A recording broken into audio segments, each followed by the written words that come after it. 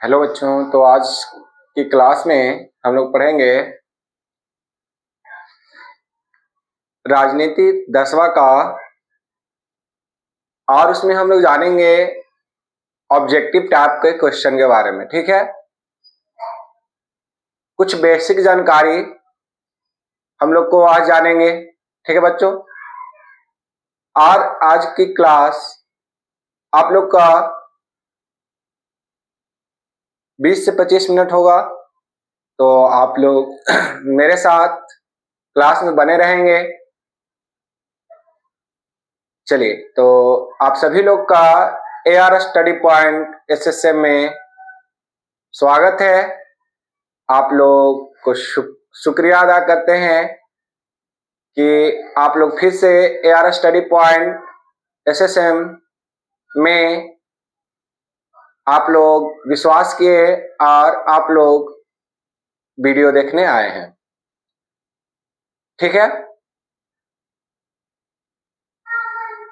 चलिए, तो आप लोग क्या कीजिए, आपसे एक रिक्वेस्ट है, पेन कॉपी साथ में ले लें। जहां भी जो भी पॉइंट में दिक्कत हो उसको मेरे साथ नोट्स करें। ठीक है, चलिए, तो हम अपनी क्लास को शुरुआत करते हैं। सबसे पहले हम लोग जानेंगे राजनीति क्या है ना। राजनीति शास्त्र क्या बाबू? राजनीति शास्त्र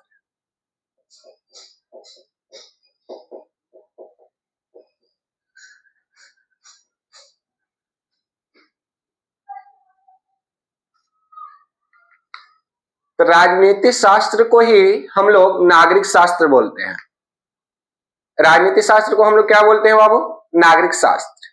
ठीक है, मेरे साथ बने रहेंगे 10 से 15 मिनट, आपको बिल्कुल सब कुछ आसानी भाषा में समझ में आएगा। और मेरा ये वादा रहा कि आपका जो 2026 का 10वां का एग्जाम है उसमें एक भी क्वेश्चन छूटने वाला नहीं है। ठीक है, चलिए देखेंगे हम लोग राजनीति शास्त्र को हम लोग कौन सा शास्त्र बोलते हैं बाबू? नागरिक शास्त्र। ठीक है, तो नागरिक शास्त्र कैसा विषय है? सबसे पहले क्वेश्चन यही उठता है, हम लोग नागरिक शास्त्र पढ़ेंगे तो हमसे कोई चलते फिरते भी पूछ देगा, क्या बाबू तो तुम सामाजिक विज्ञान पढ़े हो? तो बोलेगा हाँ सर पढ़े हैं। तो बताइए कि नागरिक शास्त्र क्या होता है। ठीक है, तो नागरिक शास्त्र किसको कहेंगे, सबसे पहले यही हम लोग जानेंगे। तो नागरिक शास्त्र एक ऐसा विषय है जो हम सबको एक अच्छी नागरिकता का अध्ययन कराती है। क्या कराती है बाबू? मेरे साथ ना हो तो आप लोग भी बोलेंगे, बोलने से क्या होगा कि आपका कॉन्फिडेंस लेवल ऊपर जाएगा। ठीक, तो नागरिक शास्त्र एक ऐसा विषय है जो हमें अच्छी नागरिकता का अध्ययन कराती है और हमारे मौलिक कर्तव्य और मौलिक अधिकार का अध्ययन कराती है। क्या मौलिक अधिकार और मौलिक कर्तव्य? तो हमारा मौलिक अधिकार जो हमारे संविधान में दिया हुआ है उसका हम लोग को अच्छा ज्ञान कराएगी और हम लोग को अच्छे से अध्ययन कराएगी। वह कौन सा विषय है बाबू? नागरिक शास्त्र। जैसे हम लोग जानते हैं इतिहास में क्या कि बीती हुई घटनाओं का अध्ययन करना इतिहास कहलाता है, उसी तरह हम लोग इसमें जानेंगे अपनी अच्छी नागरिकता के बारे में, मेरी क्या कर्तव्य है ना। ठीक, चलिए तो आगे बढ़ते हैं। नागरिक शास्त्र के पिता किनको कहा गया? अरस्तु को कहा गया। नागरिक शास्त्र के पिता किनको कहा गया बाबू? अरस्तु को कहा गया। ठीक है, और वह कहाँ के निवासी थे? तो आपके जो अरस्तु हैं वह निवासी थे यूनान के। कहाँ के निवासी थे? यूनान के। मेरे साथ बोलो। ठीक है, कहाँ के निवासी थे जी? यूनान के थे। ठीक है, नागरिक शास्त्र के पिता कौन है बाबू? बोलो। अरस्तु कौन है? रस्तु। आप लोग इस तरह से पढ़ेंगे ना, लगेंगे मेरे साथ ऑफलाइन पढ़ रहे हैं, ठीक है। ऐसा नहीं होना चाहिए कि हम मोबाइल पे वीडियो देख रहे हैं, नहीं, मेरे साथ बोलेंगे, मेरे साथ लिखेंगे, ठीक है, बहुत मजा आएगा, ठीक है। आप लोग को हर बातें क्लियर होती चली जाएगी। अब हम लोग जानेंगे कि नागरिक शास्त्र में सबसे पहले हम लोग को क्या जानना होगा, तो लोकतंत्र। क्या जानना होगा, लोकतंत्र। लोकतंत्र जो है क्या है, ठीक है। हमारा जो भारत देश है वो कैसा देश है, लोकतांत्रिक देश है ना। हमारा भारत देश कैसा देश है बाबू, लोकतांत्रिक देश है। तो लोकतंत्र जो है वो दो शब्दों से मिलकर बना है। लोकतंत्र कितने शब्दों से मिलकर बना है, बोलो मेरे साथ, दो शब्दों से। कितने शब्दों से, दो शब्दों से, ठीक। कौन कौन शब्द है, डेमोस और क्रेसिया। कौन कौन शब्द है बाबू, बोलो, डेमोस और क्रेसिया। लोकतंत्र कितने शब्दों से मिलकर बना, दो शब्दों से। कौन कौन, डेमोस और क्रेसिया, डेमोस और क्रेसिया, ठीक है। चलिए ध्यान देंगे, डेमोस का अर्थ क्या होता है, जनता, और क्रेसिया का अर्थ होता है शासक, ठीक है। एक मिनट,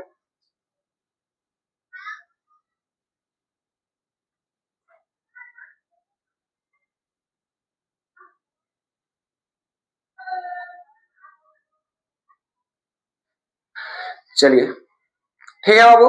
तो हम लोग क्या जान रहे थे कि लोकतंत्र कितने शब्दों से मिलकर बना है, दो शब्दों से मिलकर बना है, डेमोस और क्रेसिया, ठीक है। डेमोस का अर्थ क्या होता है और क्रेसिया का अर्थ क्या होता है। डेमोस का अर्थ होता है जनता और क्रेसिया का अर्थ होता है शासन। क्रेसिया का अर्थ क्या होता है, शासन। तो हम लोग कह सकते हैं कि जनता का शासन। क्या कह सकते हैं हम लोग, जनता का शासन। लोकतंत्र कैसा विषय है, तो लोकतंत्र जो है उसमें जनता का शासन होता है। लोकतंत्र में किसका शासन होता है, जनता का शासन, ठीक है।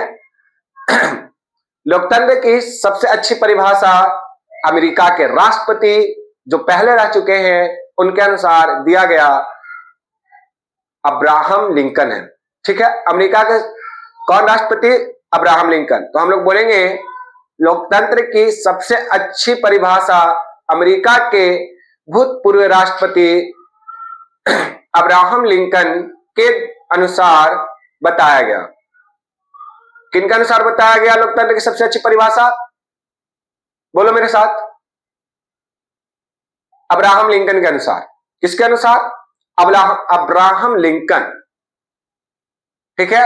अब्राहम लिंकन कौन थे बाबू, अमेरिका के भूतपूर्व राष्ट्रपति थे। कौन थे अब्राहम लिंकन, अमेरिका के भूतपूर्व राष्ट्रपति थे, ठीक है। उनके अनुसार परिभाषा दिया गया, मेरे साथ बोलोगे और लिखोगे, ठीक। चलो, लोकतंत्र एक ऐसी शासन व्यवस्था है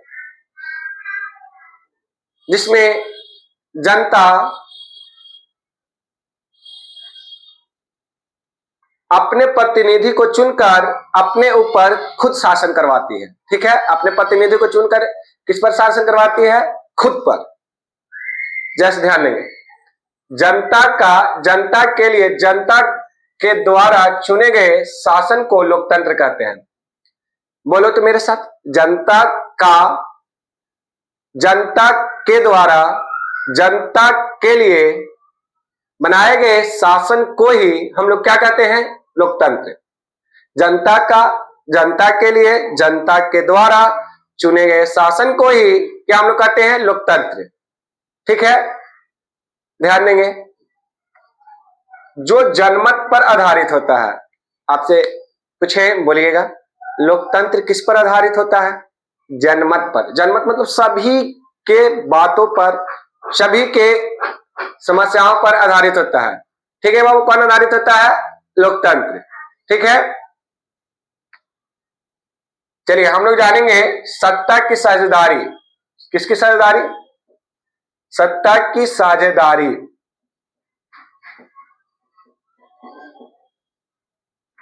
ठीक है।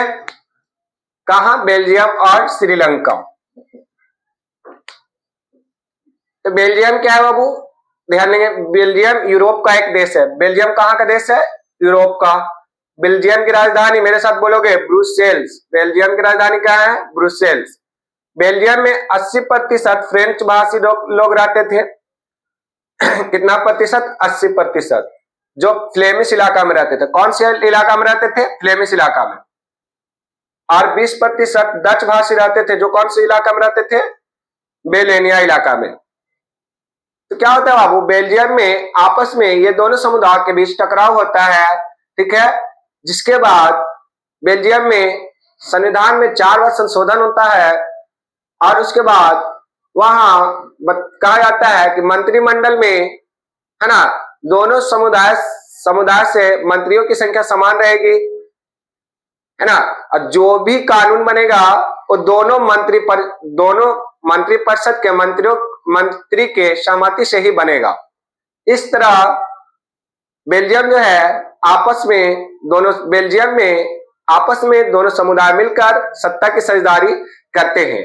अगर आपसे कभी भी कोई भी इंसान पूछे कि सत्ता की साझेदारी, है ना, का सबसे अच्छा परिभाषा वाला देश कौन है, तो आपका बताइएगा बेल्जियम। कौन है बाबू, बेल्जियम, ठीक है। कौन है, बेल्जियम, ठीक है। अगला हम जानेंगे श्रीलंका। तो श्रीलंका जो है एशिया का एक द्वीपीय देश। बोलो मेरे साथ, श्रीलंका कहां का द्वीपीय देश, एशिया का। श्रीलंका में कौन सी भाषा के लोग अधिकतर रहते हैं, सेली भाषी लोग। कौन सी भाषी लोग, सेली। कितना प्रतिशत, 74%। कौन धर्म, बौद्ध धर्म। तमिल भाषी लोग 18%, हिंदी और मुस्लिम। और ईसाई 7%, जो दोनों भाषा बोलते थे। स्वतंत्र कब हुआ, 1848 में। श्रीलंका स्वतंत्र कब हुआ बाबू, 1848 में, ठीक है।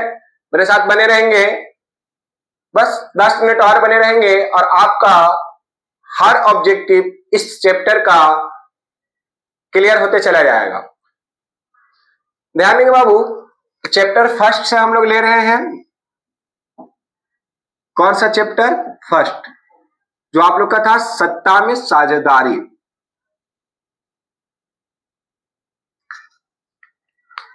ठीक है। 1956 में श्रीलंका में सेली भाषा को राष्ट्रभाषा बना दिया गया। कब बनाया गया सेली भाषा को राष्ट्रभाषा, 1956। अब देखिए, ध्यान दीजिएगा, एक देश में दो भाषी लोग रहते हैं, सेली और तमिल। अब एक को क्या बना दिया गया, राष्ट्रभाषा बना दिया गया, तो दूसरा नाराज होना है था, एकदम कंफर्म। देखते हैं आप लोग, दो भाई में बंटवारा होता है, हर एक भाई को थोड़ी सी जमीन ज्यादा मिल जाती है, उसके लिए झगड़ा होना तय है।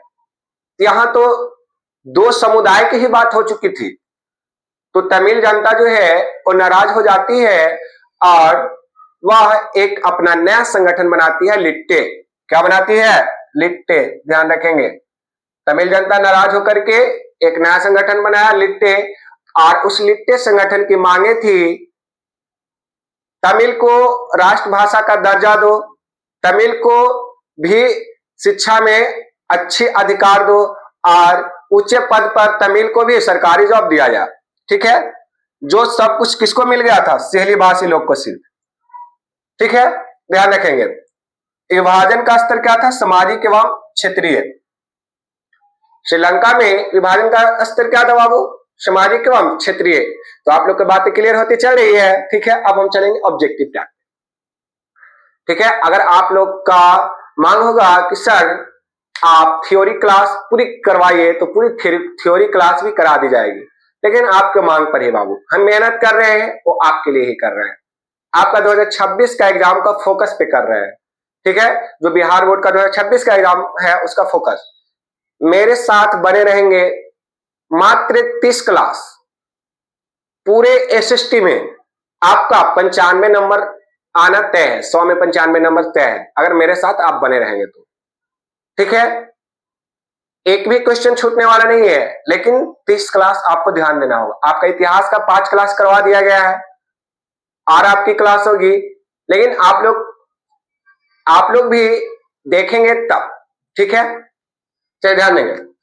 अनुच्छेद 15 क्या कहता है? तो अनुच्छेद 15 कहता है धर्म, लिंग, भाषा, जाति अथवा जन्म के आधार पर भेदभाव नहीं किया जाएगा।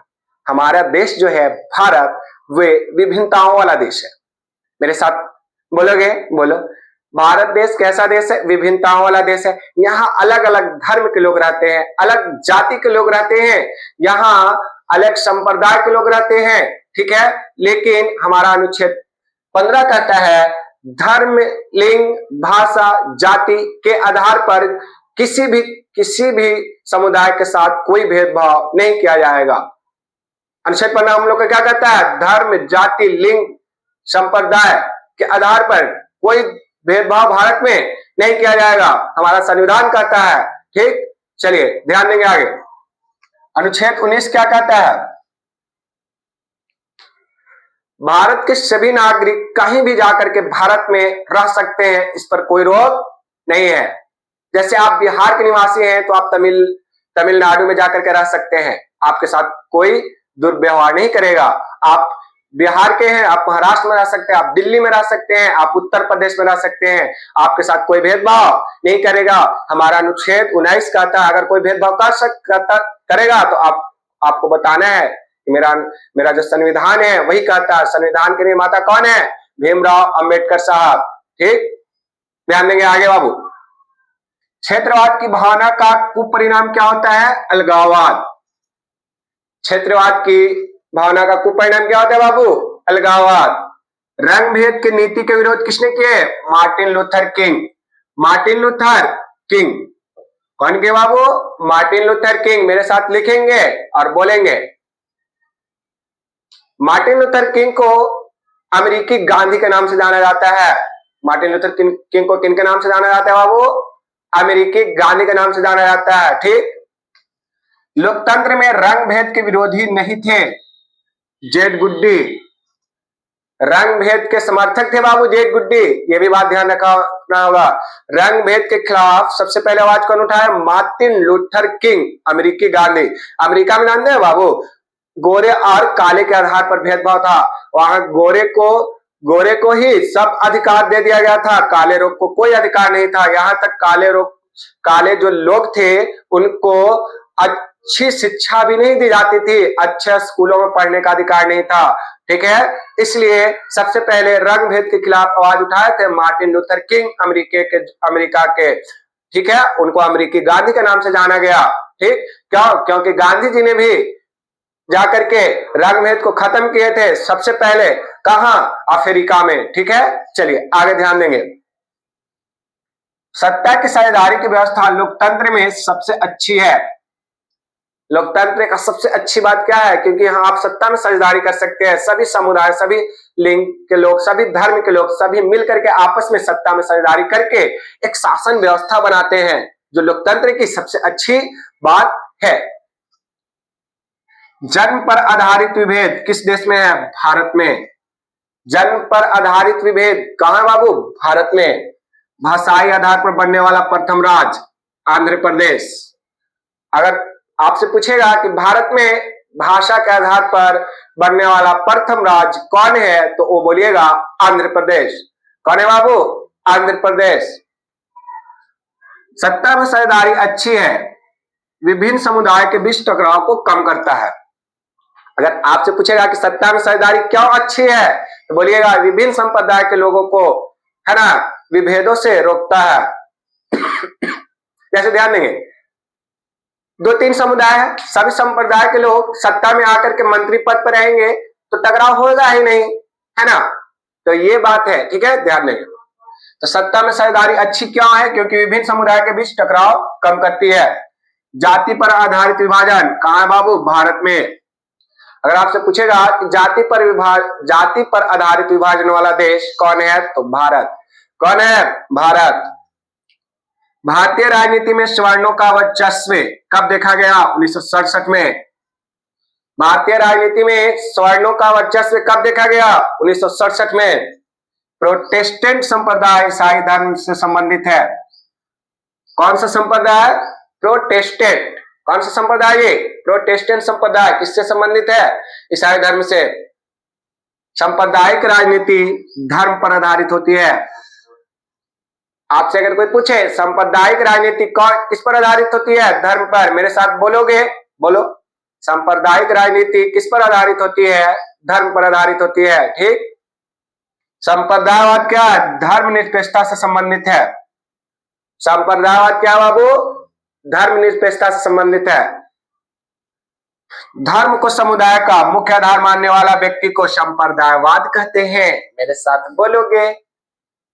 संप्रदायवाद किसको कहते हैं? तो धर्म को ही जो मुख्य आधार माने उसे हम संप्रदाय कहेंगे, संप्रदायवादी कहेंगे। कहेंगे तुम तो जो धर्म सिर्फ धर्म करे ना, तुम तो संप्रदायवादी हो, है ना? तुम तो सब दिन धर्म करते रहते हो, मेरा धर्म अच्छा है, मेरा धर्म ये है, मेरा धर्म वो है। तो वैसे लोग को हम लोग क्या कहेंगे? संप्रदायवादी।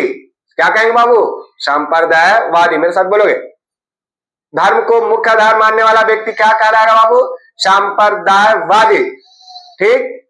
क्षेत्र को मुख्य आधार मानने वाला व्यक्ति क्षेत्रवादी। ठीक है, आगे ध्यान देंगे। धर्म कभी भी जाति से अलग नहीं होना चाहिए। हमारे गांधी जी ने कहा था।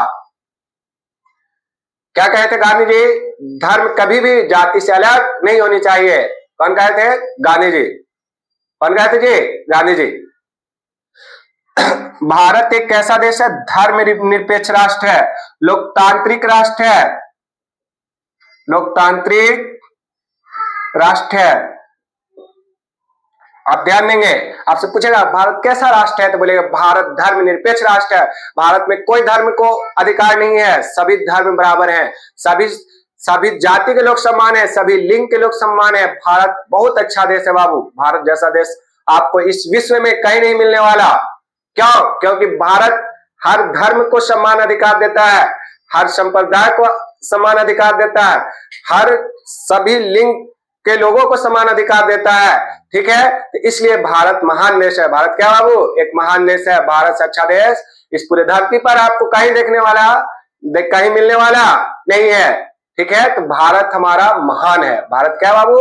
हमारा महान है। भारत कैसा देश है बाबू? लोकतांत्रिक राष्ट्र है। अंतरराष्ट्रीय महिला दिवस 8 मार्च को। अंतरराष्ट्रीय महिला दिवस कितना तारीख को बाबू? 8 मार्च को। इंग्लैंड में महिलाओं को वयस्क अधिकार 1918 में। इंग्लैंड में महिलाओं को वयस्क मत अधिकार कब प्राप्त हुआ? 1918 में। अंतरराष्ट्रीय महिला दिवस कब मनाया जाता है? 8 मार्च को। महिलाओं को सर्वप्रथम मतदान का अधिकार कब दिया गया बाबू? 1918। देने वाला देश कौन है बाबू? ब्रिटेन। महिलाओं को वयस्क मताधिकार सर्वप्रथम कब मिला बाबू? इंग्लैंड में 1918 में। और सबसे पहले देने वाला देश था महिलाओं को मताधिकार, वो देश था ब्रिटेन। कौन देश था बाबू? ब्रिटेन। ठीक है, तो आज की क्लास अगर आपको अच्छी लगी तो आप सभी लोग से एक रिक्वेस्ट है कि आज की क्लास के मेहनत के लिए अपने भाई को, अपने टीचर को सपोर्ट कीजिए। सिर्फ आपसे एक ही रिक्वेस्ट है, एक लाइक, एक सब्सक्राइब कर दीजिए। ठीक है, तो आज क्लास यहीं पर समाप्त करते हैं। आप लोग स्क्रीनशॉट ले लेंगे बाबू। धन्यवाद। फिर हम लोग कल मिलते हैं नए टॉपिक के साथ। कमेंट जरूर करें, वीडियो देखते हैं तो कमेंट जरूर करें। ठीक है, धन्यवाद।